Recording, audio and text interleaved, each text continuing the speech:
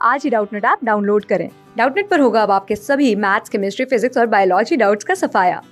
बस अपने क्वेश्चन की फोटो खींचो, उसे क्रॉप करो और तुरंत वीडियो सोल्यूशन पाओ। Download now. इस क्वेश्चन में हमें दो वेक्टर्स दिए गए हैं। एक है ए वेक्टर, जिसके वेक्टर फॉर्म में हमें दिया गया है ये 4i cap plus 6j cap, और सिमिलरली वेक्टर बी है एक, ये है 2i cap plus 3j cap. और हमारे पास यहाँ चार ऑप्शन है और हमें इसमें से करेक्ट ऑप्शन को चूज करना है।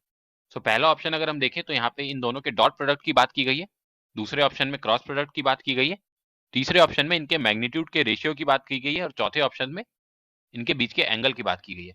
सो हम यहाँ पे चारों ऑप्शंस को डील करते हैं, चारों ऑप्शंस को हम यहाँ पे कैलकुलेट करेंगे। सो हमारे पास जो वेक्टर्स गिवन है ये है A vector is equal to 4i cap plus 6j cap, और बी वेक्टर हमें गिवन है 2i cap plus 3j cap.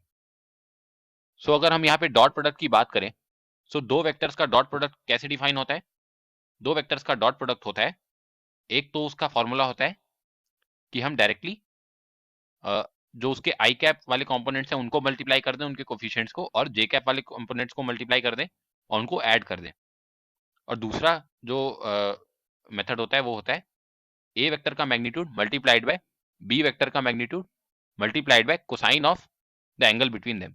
तो यहाँ पे हमारे पास हम मैग्नीट्यूड तो इनके निकाल सकते हैं इंडिविजुअल मैग्नीट्यूड्स, पर हमें एंगल नहीं पता है। सो हम एंगल निकालने के लिए पहले हमें डॉट प्रोडक्ट निकालना पड़ेगा इसका। सो डॉट प्रोडक्ट हम इसका लिख सकते हैं 4 multiplied by 2 plus 6 multiplied by 3।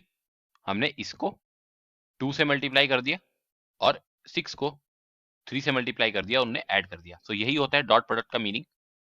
सो अगर डॉट प्रोडक्ट हम निकालें यहाँ पे तो क्या आएगा, ये आ जाएगा 4 टाइम्स 2 यानी 8 प्लस 6 टाइम्स 3 यानी 18, यानी कि 18 प्लस 8 या फिर 26। तो ऑप्शन 1 अगर हम देखें तो ए डॉट बी की वैल्यू हमें 29 दी गई है, तो ये गलत ऑप्शन है।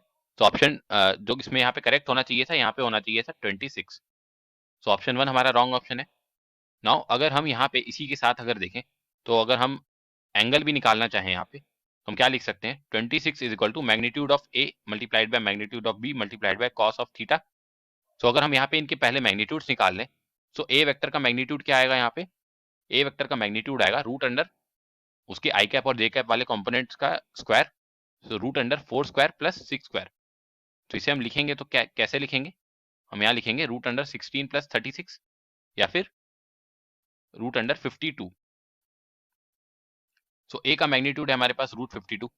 सिमिलरली अगर हम बी का मैग्नीट्यूड यहाँ पे निकालें, सो बी का मैग्नीट्यूड क्या आएगा, यहाँ पे ये आ जाएगा root under 2 square plus 3 square. So इसको अगर हम सॉल्व करें तो हमारे पास आएगा वैल्यू रूट अंडर 4 प्लस 9 या फिर रूट अंडर 13।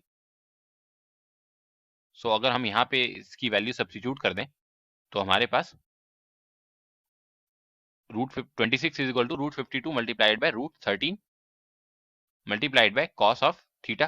सो हम यहाँ से थीटा निकाल सकते हैं। सो अगर हम यहाँ पे रूट 52 को देखें तो हम यहाँ इसे रूट 52 को कैसे लिख सकते हैं, हम इसे लिख सकते हैं 2 रूट 13, क्योंकि 52 होता है 13 टाइम्स 4। सो 4 को अगर रूट के बाहर ले लें हम तो रूट अंडर 13। तो एक और टर्म है यहाँ पे हमारे पास रूट अंडर 13 की, तो ये हो जाएगा कॉस थीटा यहाँ पे। सो ये हम इसे लिख सकते हैं 26 is equal to 2 times 13 cos theta. तो 2 टाइम्स 13 भी हमारा 26 होता है, तो ये कैंसिल आउट हो गया। सो कॉस थीटा हमारे पास आया 1। तो यहाँ से हम लिख सकते हैं कि theta is equal to 0 degree है।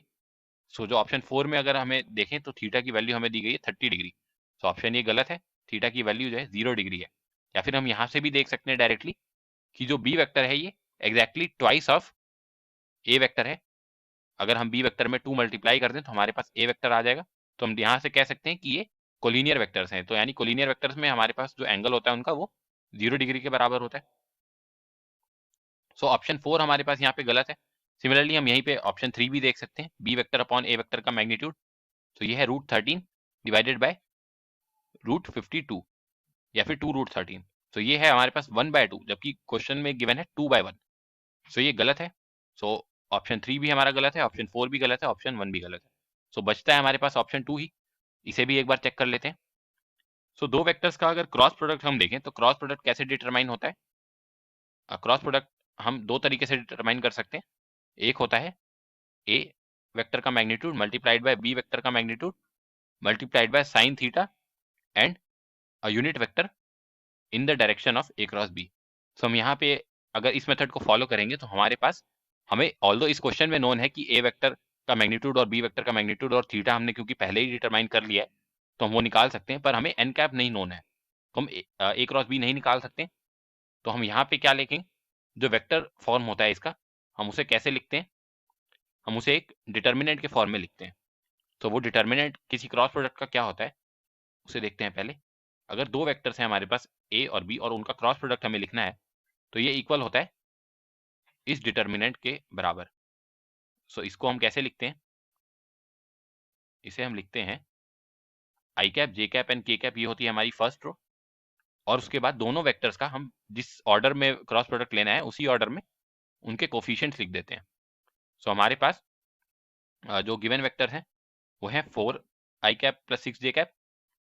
सो इसे हम क्या लिखेंगे,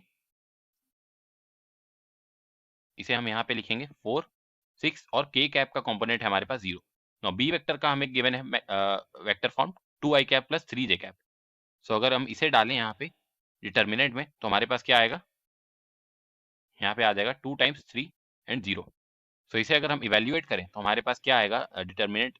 तो डिटर्मिनेंट इवेल्युएशन का टेक्निक क्या होता है, हम किसी एक रो को सेलेक्ट करते हैं और उसके बाद उसे वन बाय वन उसके टर्म्स को हम देखते जाते हैं। सो अगर हम इस फर्स्ट रो को सेलेक्ट करें जो कि है I cap J cap K cap, so यहाँ पे हम क्या लिखेंगे, I cap multiplied by 6 times 0 minus 3 times 0।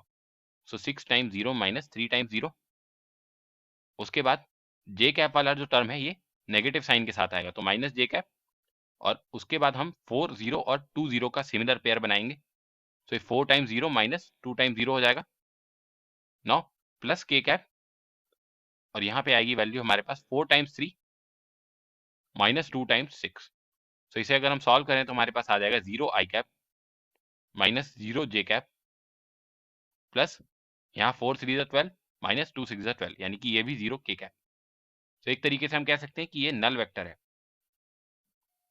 तो हमारे पास ये ऑप्शन जो 2 है ये हम देख पा रहे हैं ये मैच हो गया है क्योंकि ऑप्शन 2 में भी यही दिया गया है कि ए क्रॉस बी वेक्टर जो है नल वेक्टर है। तो ऑप्शन 2 हमारा करेक्ट है। हम इसे यहाँ से भी देख सकते हैं कि हमने जब theta is equal to 0 degree निकाल ही लिया था तो हम अगर साइन थीटा में यहाँ पे सब्स्टिट्यूट करें तो एन वेक्टर चाहे जो भी हो ये ए क्रॉस बी वेक्टर है हमारा नल वेक्टर ही आएगा। सो ऑप्शन 2 हमारा यहाँ से भी हम डायरेक्टली कह सकते हैं कि ये करेक्ट होता है। क्लास 6 से 12 से लेके नीट IIT JEE मेंस और एडवांस के लेवल तक 10 मिलियन से ज्यादा स्टूडेंट्स का भरोसा। आज ही डाउनलोड करें डाउटनेट ऐप या व्हाट्सएप कीजिए अपने डाउट्स 8400 400 400 पर।